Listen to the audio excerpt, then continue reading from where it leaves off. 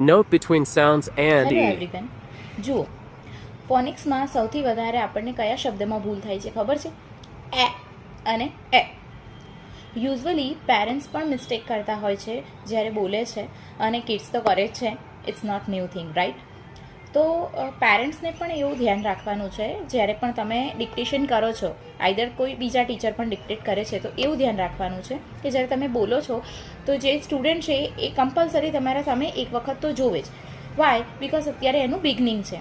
જેમ જેમ એ સાઉન્ડને રેકગ્નાઇઝ કરતાં શીખી જશે પછી એને તમારી સામે પણ નહીં જોવું પડે, અને તમારા સાઉન્ડથી જ એ વર્ડનું રાઇટિંગ કરી શકશે.